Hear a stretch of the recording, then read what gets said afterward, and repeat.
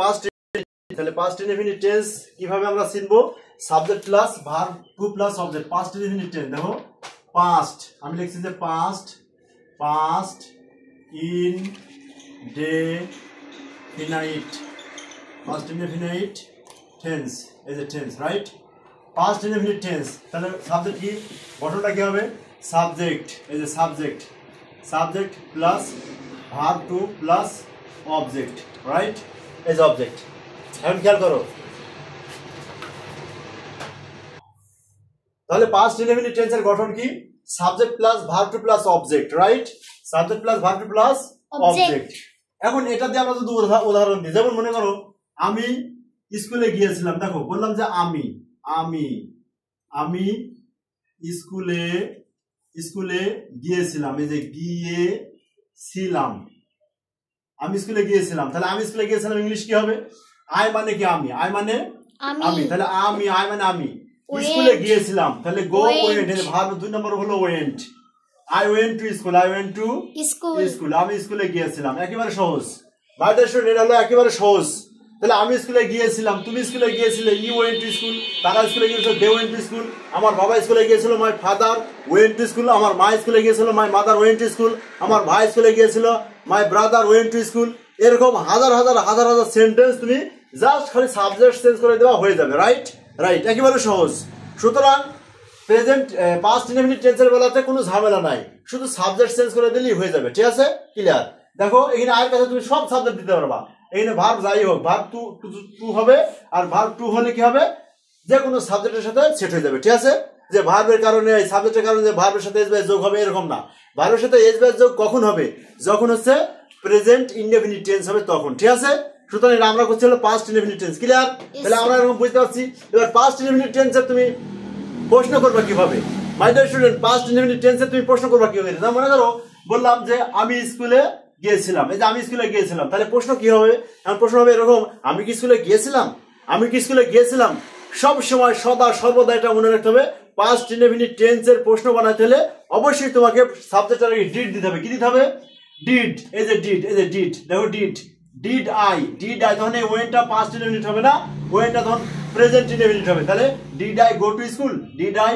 Go to school my dear student দেখো এখানে তুমি শিখে গেলা কিভাবে সেন্টেন্সটা ইন্টারোগেটিভ করতে হয় দেখো did I go to school আমি কি স্কুলে গিয়েছিলাম দেখো আমি কিন্তু তোমাকে পাস্ট ইনডেফিনিট টেন্স শিখাচ্ছি তাহলে পাস্ট ইনডেফিনিট টেন্সের উদাহরণ কি আই ওয়েন্ট টু স্কুল আমি স্কুলে গিয়েছিলাম তাহলে এই প্রশ্নটাকে এই সেন্টেন্সটাকে তুমি প্রশ্নবোধক কিভাবে করবা তাহলে দেখো বলছে যে আমি কি স্কুলে গিয়েছিলাম আমি কি স্কুলে গিয়েছিলাম তারা কি স্কুলে গিয়েছিল আমার বাবা কি স্কুলে গিয়েছিল আমার মা কি স্কুলে গিয়েছিল আমার ভাই কি পড়তে বসেছিল আমার বোন কি পড়তে বসেছিল তারা কি এখানে এসেছিল তুমি কি ফুটবল খেলেছিলে এরকম হাজার হাজার সেন্টেন্স তুমি মেক করতে পারবা সুতরাং যে সকল সেন্টেন্সগুলো পাস্ট ইনডেফিনিট হবে সেই সকল পাস্ট ইনডেফিনিট সেন্টেন্সগুলো তুমি জাস্ট সাবজেক্টের আগে ডিড বসাবা ডিড বসি ভার্বের ভার্ব ওয়ান বসাবা তাহলে ওটা ইন্টারোগেটিভ হয়ে যাবে আশা করি তুমি বুঝতে পেরেছো ক্লিয়ার একেবারে সহজ দেখো did I go to school আমি কি স্কুলে গিয়েছিলাম তুমি বলতে পারো did you go to school তুমি কি স্কুলে গিয়েছিলে did they go to school তারা কি স্কুলে গিয়েছিল did my father go to school আমার বাবা কি স্কুলে গিয়েছিল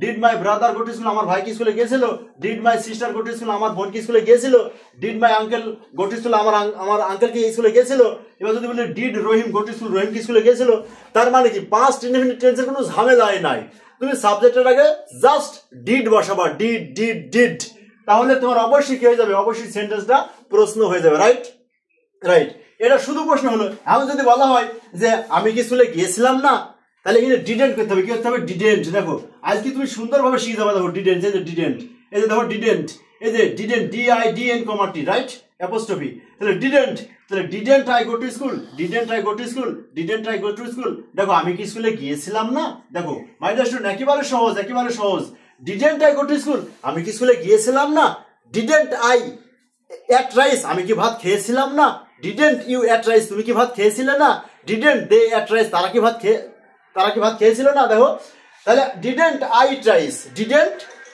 আমি কি ভাত খেয়েছিলাম না তাহলে ডিডেন্ট দে ইট রাইস তারা কি ভাত খেয়েছিল না didn't my father eat rice আমার বাবা কি ভাত খেয়েছিল না didn't my mother eat rice আমার মা কি ভাত খেয়েছিল না তাহলে কি ভার্ব ওয়ান হবে কি হবে ভার্ব ওয়ান হবে যখনই তুমি ডিড দেবা তখন এখানে ভার্ব ওয়ান হবে কি হবে এই যে ভার্ব ওয়ান হয়েছে ভার্ব ওয়ান ঠিক আছে একেবারে সহজ খুবই সহজ এবং দারুণ সহজ দেখো তারপরে যদি তুমি বলো যে আমরা স্কুলে গিয়েছিলাম না, এইখানে দেখো স্বাভাবিক নেগেটিভ সেন্টেন্স, আমরা স্কুলে গিয়েছিলাম না, তাহলে আমরা স্কুলে গিয়েছিলাম না, তাহলে কি হবে? আমরা স্কুলে গিয়েছিলাম না, দেখো তাহলে হবে যে দেখো লিখবো যে I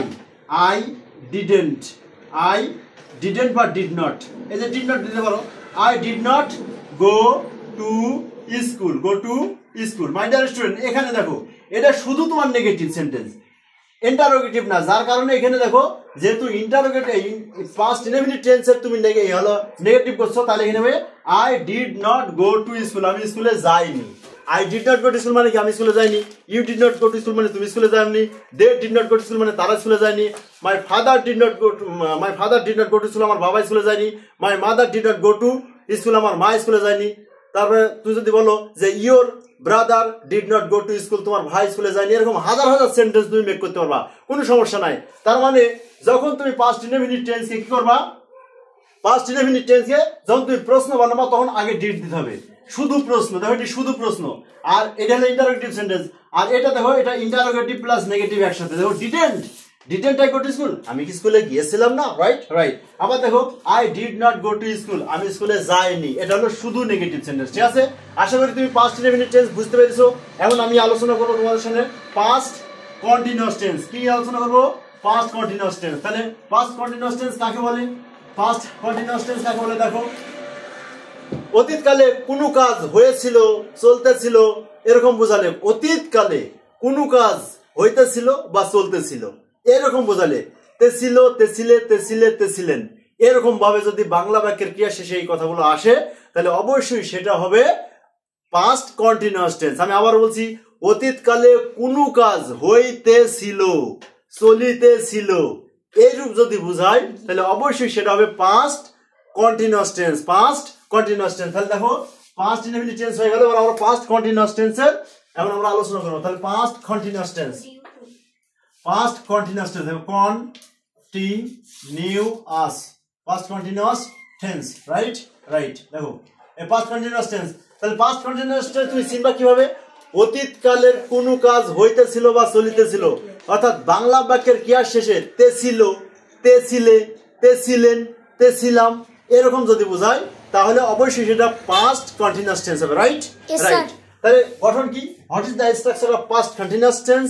the structure of past continuous tense, subject plus subject plus was were, subject plus subject, দেখো subject plus was oblique wire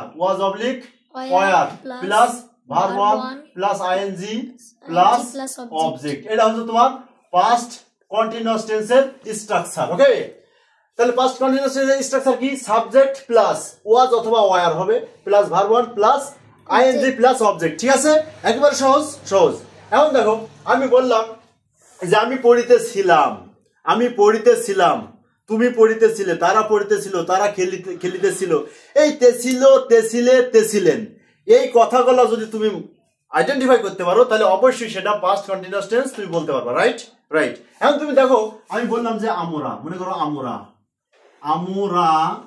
ভাত খাইতেছিলাম, ভাত, এই যে খাই, এই যে তেছিলাম, দেখো এই যে বাংলা বাক্যের ক্রিয়া, দেখো খাইতেছিলাম, এটিকে বলে ক্রিয়া মানে কাজ, খাওয়াটা কি কাজ না?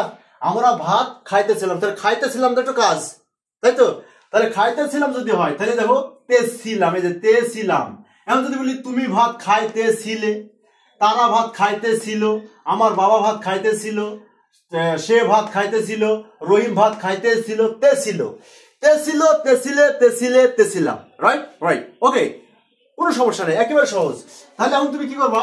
এখন তুমি দেখো জাস্ট সেন্টেন্সটা কি হবে দেখো, আমরা, তাহলে আমরা ইংলিশ কি? উই, তাহলে উই এর পরে কি হবে? উই এর পরে ওয়্যার হবে, উই এর পরে কি হবে?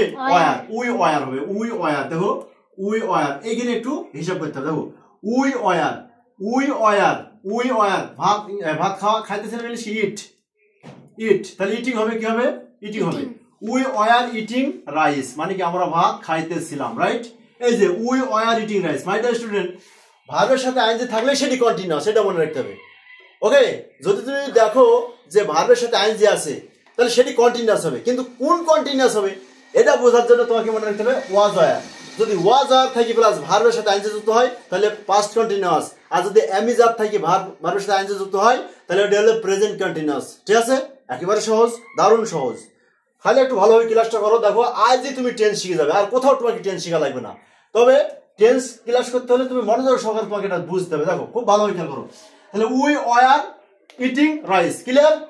উই ওয়ার ইটিং রাইস, আমরা ভাত খাইতেছিলাম। এখন তুমি যদি বলো যে তারা ভাত খাইতেছিল, তারা ইংলিশ কি? দে, এই যে দে, তাহলে অবশ্যই দে ওয়ার ইটিং রাইস, তারা ভাত খাইতেছিল, রাইট রাইট। এবার যদি তুমি বলো যে ইউ, ইউ এর পরে কি হয়? ইউ এর পরে কিন্তু ওয়ারই হয়। You were eating rice, you were eating rice, তুমি ভাত খাইতেছিলে, ক্লিয়ার ক্লিয়ার। এখন যদি বলো যে মনে করো হি, এই যে হি বললা, এই যে হি, রাইট, এই যে হি, হি যদি বলো তাহলে হি, তারপরে শি, তারপরে আই, ঠিক আছে, হি শি আই, তারপরে ইট, তারপরে কি, তারপরে কোনো মনে করো রহিম, যে কোনো নাম, এরপরে কি হবে? ওয়াজ হবে। কি হবে? ওয়াজ, এই যে ওয়াজ। তাহলে ওয়াজটা কোথায় হচ্ছে দেখো, যদি থার্ড পারসন এবং ফার্স্ট পারসন সিঙ্গুলার নাম্বার হয় তাহলে কি হবে? ওয়াজ হবে। তাহলে হি ওয়াজ, she was, it was, I was, রহিম ওয়াজ, তাহলে কি হবে? Eating eating eating eating rice, right. দেখো একেবারে সহজ, ক্লিয়ার? দেখো এখন কি বললাম যে হি শি আই ইট রহিম, এগুলো পরে কি হবে? ওয়াজ হবে। কি হবে? ওয়াজ। যখন আই ওয়াজ ইটিং রাইস, আমি ভাত খাইতেছিলাম, রহিম ওয়াজ ইটিং রাইস, রহিম ভাত খাইতেছিল, ইট ওয়াজ ইটিং রাইস, এটা ভাত খাইতেছিল, শি ওয়াজ ইটিং রাইস, সে ভাত খাইতেছিল, হি ওয়াজ ইটিং রাইস, সে ভাত খাইতেছিল বা তিনি ভাত খাইতেছিল, ক্লিয়ার? একেবারে সহজ। এখন এগুলো প্রশ্ন করবো কিভাবে? মাই ডিয়ার স্টুডেন্ট, প্রশ্ন করা একেবারে সহজ। কিভাবে সহজ দেখো, সেন্টেন্সের ভিতরে যদি তুমি দেখো auxiliary verb, auxiliary verb, auxiliary verb কোনগুলা? Am, is, are, was, were, have, has, had, do, did, does, shall, should, will, would, can, could, may, might, dare to, need to, এগুলো যদি থাকে সেন্টেন্সের ভিতরে, এগুলো যদি থাকে এগুলোকে বলা হবে অক্সিলারি ভার্ব। কি ভার্ব? Auxiliary verb. তাহলে অক্সিলারি ভার্ব আরেকবার বলছি দেখো, am, is, are, was, were, have, has, had, do, did, does, shall, should, can, could, will, would, may, might, right right, এগুলোকে বলা হবে অক্সিলারি ভার্ব। তাহলে অক্সিলারি ভার্বগুলো যদি তুমি চিনে যাও, এই অক্সিলারি ভার্বগুলো জাস্ট সাবজেক্টে লাগিয়ে দেবা, তাহলে সেটাই ইন্টারোগেটিভ হয়ে যাবে, একেবারে সহজ। যেমন মনে করো বললাম যে আমরা কি ভাত খাইতেছিলাম, দেখো এখানে মনে করো তারা কি ভাত খাইতেছিল, সে কি ভাত খাইতেছিল, সে কি স্কুলে যাইতেছিল, এইরকম কথা যদি আসে তাহলে তুমি অবশ্যই কি করবা? এই যে সাবজেক্টের আগে এই যে ওয়াজ দিয়ে দিবা অথবা ওয়াজ দিয়ে দিবা, রাইট? এই যে ওয়াজ, ক্লিয়ার? এখন এমন ধরো এই যে ওয়াজ, এই যে ওয়াজটা আগে দিলাম, রাইট? এই যে ওয়াজ, ওয়াজের পরে তুমি এখানে দেখো এই যে হি দিলা, এই যে হি দিলা, অথবা শি দিলা, অথবা আই দিলা, অথবা ইট দিলা, দেখো, অথবা ইট দিলা, ইট, অথবা কোনো নাম দিলা, রহিম, মনে করো রহিম, রাইট? এই যে রহিম, হ্যাঁ রহিম, রহিম। এখন দেখো তাহলে ওয়াজ হি, অথবা was she, was I, was it, was Rahim eating eating eating eating eating কি? রাইস। এই যে প্রশ্ন হচ্ছে, ক্লিয়ার? দেখো ওয়াজ রহিম ইটিং রাইস, রহিম কি ভাত খাইতেছিল? ওয়াজ আই ইটিং রাইস, আমি কি ভাত খাইতেছিল? ঠিক আছে। তাহলে এখন যদি ওয়াজ ফাদার ইটিং রাইস, বাবা কি ভাত খাইতেছিল? ওয়াজ মাদার ইটিং রাইস, মা কি ভাত খাইতেছিল? তার মানে কি এই সকল সাবজেক্টের আগে জাস্ট তুমি যে ওয়াজটা দিছো, তোমার এটা ইন্টারোগেটিভ হয়ে যাচ্ছে। এবার এটা নেগেটিভ কিভাবে করবা? ইন্টারোগেটিভ নেগেটিভ কিভাবে করবা? একসাথে ইন্টারোগেটিভ প্লাস নেগেটিভ। দেখো এখন ইন্টারোগেটিভ প্লাস নেগেটিভ কি হয়? এই যে ওয়াজেন্ট হবে, দেখো এই যে ওয়াজেন্ট, এই যে ওয়াজেন্ট, এই যে ওয়াজেন্ট, রাইট? দেখো ওয়াজেন্ট, ওয়াজেন্ট রহিম ইটিং রাইস, রহিম কি ভাত খাইতেছিল না, রাইট? এভাবেও কিন্তু বলতে হবে, কথাগুলো কিন্তু এইভাবে হবে। ওয়াজেন্ট, দেখো ওয়াজেন্ট রহিম ইটিং রাইস, রহিম কি ভাত খাইতেছিল না, হ্যাঁ? ওয়াজেন্ট আই ইটিং রাইস, আমি কি ভাত খাইতেছিলাম না? ওয়াজেন্ট মাই ফাদার ইটিং রাইস, আমার বাবা কি ভাত খাইতেছিল না? Wasn't my mother cooking rice, আমার মা কি ভাত রান্না করতেছিল না, রাইট? এরকম একেবারে সহজ। এবার দেখো যদি শুধু নেগেটিভ করো, দেখো একেবারে সহজ, একেবারে সহজ। তুমি শিখবা না, কে শিখবে? কারণ তুমি তো ছাত্র, তোমাকে তো শিখতেও হবে, শিখতেই হবে, এটাই তো হলো তোমার duty. This is your responsibility to learn anything from the teacher or from the any coaching centre. Okay okay, follow me. এখন দেখো বলছে আমি এটা লিখছি যে দে অথবা উই, রাইট রাইট। এখন এই যে ওয়ারটা আগে দেবো, দেখো এই যে ওয়ার, এই যে ওয়ার, এই যে ওয়ার, দেখো ওয়ার, ওয়ার দে, ওয়ার দে, ওয়ার দে ইটিং রাইস, ওয়ার দে ইটিং রাইস, দেখো ওয়ার দে ইটিং রাইস, তার মানে কি? এর মানে কি তারা কি ভাত খাইতেছিল? তারা কি ভাত খাইতেছিল? যখনই ওয়ার আসবে তখনই সেন্টেন্স হলো ইন্টারোগেটিভ সেন্টেন্স। কি সেন্টেন্স? ইন্টারোগেটিভ। এই যে this is the interrogation sign, right? At first you have to follow the last of the sentence. If you find out the interrogation sign, that is called interrogative sentence. Understand? Okay. দেখো তাহলে why are they eating rice? তারা কি ভাত খাইতেছিল? Clear? এখন ওকে my dear student, দেখো তাহলে এখন দেখো why are they eating rice? Why are they eating rice? তারা কি ভাত খাইতেছিল? এখন যদি তুমি বলো আমরা কি ভাত খাইতেছিলাম, তাহলে why are we eating rice? আমরা কি ভাত খাইতেছিলাম? ক্লিয়ার? ক্লিয়ার। এবার যদি এটা নেগেটিভ করো, নেগেটিভ প্লাস ইন্টারোগেটিভ একসাথে করো, তাহলে এখানে ওয়ারেন্ট হবে। কি হবে? ওয়ারেন্ট। ওয়ারেন্ট, এই যে ওয়ারেন্ট, এভাবে ওয়ারেন্ট লিখতে হয়। এটা নেগেটিভ, নেগেটিভ প্লাস ইন্টারোগেটিভ, তাহলে ওয়ারেন্ট উই, মনে করো warrant we eating rice, warrant we eating rice, আমরা কি ভাত খাইতেছিলাম না? দেখো একেবারে সহজ, ওয়ারেন্ট উই ইটিং রাইস, আমরা কি ভাত খাইতেছিলাম না? ক্লিয়ার? সহজ না কঠিন? একেবারে সহজ। দেখো ওয়ারেন্ট উই ইটিং রাইস, আমরা ভাত খাইতেছিলাম না, এরকম। তাহলে weren't my father eating rice, আমার বাবা কি ভাত খাইতেছিল না? Weren't the boy eating rice, বালকটি ভাত খাইতেছিল না? ওয়ারেন্ট দে প্লেইং ফুটবল, তারা কি ফুটবল খেলতেছিল না? এরকম করে হাজার হাজার সেন্টেন্স তুমি মেক করতে পারবা যদি তুমি এই ক্লাসটার এই বিশেষ করে টেন্সগুলো ভালো করে বুঝো।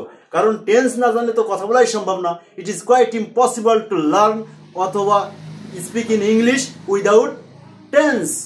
ওকে, টেন্স ছাড়া কথা বলা সম্ভব না। এই জন্য কি আমার টেন্স জানতে হবে। এখন যদি তোমাকে বলে যে শুধু নেগেটিভ করো, শুধু নেগেটিভ, ইন্টারোগেটিভ থাকবে না, শুধু নেগেটিভ করবা, কিভাবে নেগেটিভ করবা? ঠিক আছে, দেখো এই যে নেগেটিভ, মনে করো বললো যে তারা ভাত খাইতেছিল না, তারা ভাত খাইতেছিল না, আমার মা ভাত রান্না করতেছিল না। তাহলে আমি যদি বলি আমার মা, দেখো আমার মা ভাত রান্না, ভাত রান্না করতেছিল না, রাইট? দেখো আমার মা ভাত রান্না করতেছিল না বা করিতেছিল না, একই কথা। জাস্ট তোমাকে বুঝতে হবে যে করিতেছিল না, তেছিল বললে কোন টেন্স? Past continuous tense. তেছিল, তেছিলে, তেছিলেন, তেছিলাম, রাইট? এগুলো বললে কোন tense? Past continuous tense. Okay, এখন দেখো আমার মা, তাহলে মাই মাদার কি হবে? My mother wasn't, my mother wasn't বা ওয়াজ নট দিলেও হবে, তাহলে my mother wasn't cooking rice, কি হবে? কুকিং রাইস, আমার মা ভাত রান্না করতেছিল না, হয়ে গেল। এটা শুধু নেগেটিভ। এখন যদি তুমি বলো আমার বাবা ভাত রান্না করতেছিল না, মাই মাদার ওয়াজেন্ট কুকিং রাইস, আমার বোন ভাত রান্না করতেছিল না, my sister wasn't cooking rice, আমার ভাই খেলতেছিল না, তাহলে মাই ব্রাদার ওয়াজেন্ট প্লেইং। ওকে, আমার ভাই স্কুলে যাইতেছিল না, তাহলে কি হবে? My brother wasn't going to school. Clear? তারা কোচিং এ আসতেছিল না, তাহলে কি হবে? দে ওয়ারেন্ট কামিং টু কোচিং। ঠিক আছে, দে ওয়ারেন্ট কামিং টু কোচিং, তারা কোচিং এ আসতেছিল না।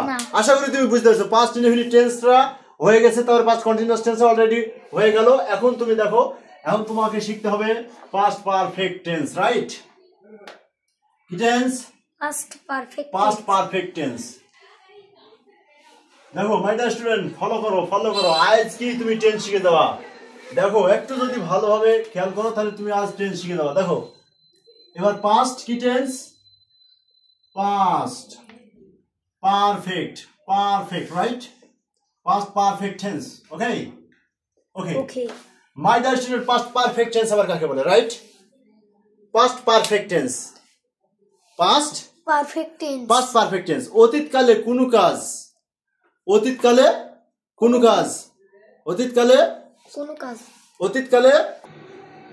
তাহলে মাই ডিয়ার স্টুডেন্ট, তাহলে খেয়াল করো আজকে দেখো এখন এই যে পাস্ট পারফেক্ট টেন্স, তাহলে পাস্ট পারফেক্ট টেন্স কাকে বলে? আমার কথা খুব ভালোভাবে শুনো, খুব মনোযোগ সহকারে শুনো। পাস্ট পারফেক্ট টেন্স, অতীতকালে একটি কাজের পূর্বে আরো একটি কাজ হচ্ছিল বা চলতেছিল, এরকম যদি বোঝায়। অর্থাৎ অতীতকালে কোনো একটি কাজ, অর্থাৎ অতীতকালে একটি কাজের পূর্বে আরো একটি কাজ, অর্থাৎ দুইটি কাজ হবে। কয়টা কাজ? দুইটি কাজ। একটি কাজের পূর্বে আরো একটি কাজ হচ্ছিল বা চলতেছিল, এরকম যখন ক্যাটাগরি বা এরকম কথা যখন আসবে তখন সেটা হবে পাস্ট পারফেক্ট টেন্স। কোন টেন্স হবে? Past perfect tense. তাহলে পাস্ট পারফেক্ট টেন্সের চেনার উপায় কি হবে? বাংলা বাক্যের ক্রিয়ার শেষে ইয়া ছিল, ইয়া ছিলে, ইয়া ছিলেন, ইয়া সিস, ইয়া সিলি, এরকম কথাগুলো থাকবে। ক্লিয়ার?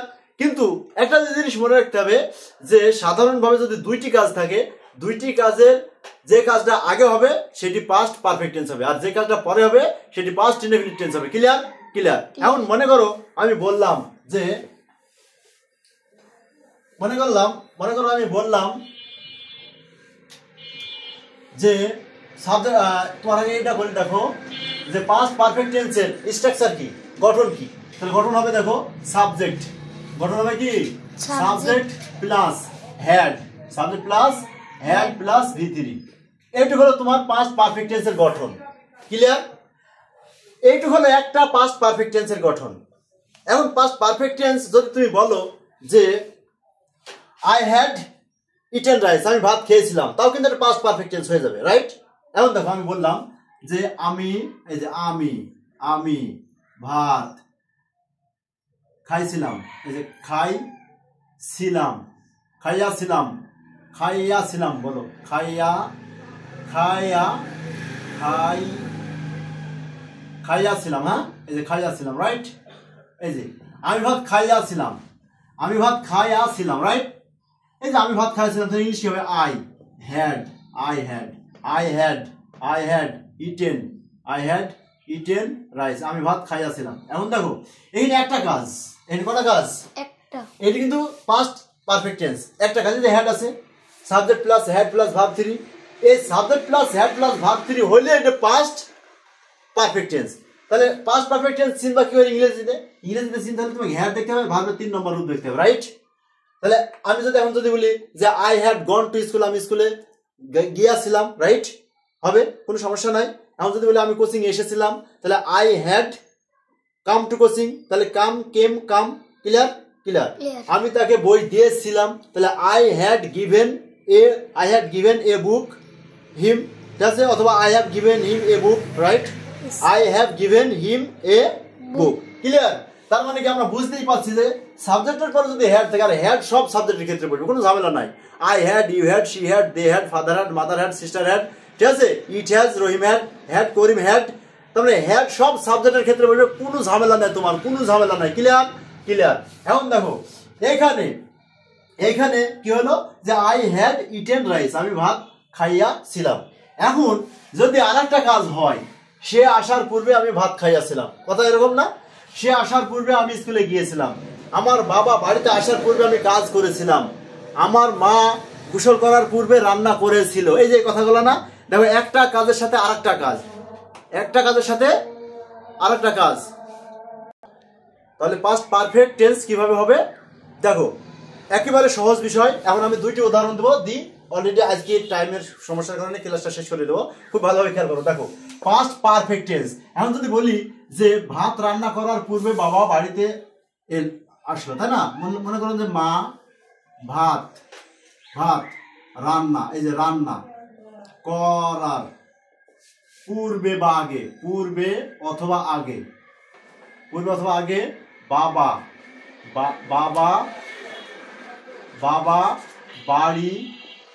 বাড়ি এলো। দেখো বাবা বাড়ি এলো, দেখো আমি কি লিখলাম? মা ভাত রান্না করার পূর্বে অথবা আগে বাবা বাড়ি এলো। মাই ডিয়ার স্টুডেন্ট, এইখানে কিন্তু দুইটি কাজ একটার সাথে আরেকটা কিন্তু জড়িত আছে।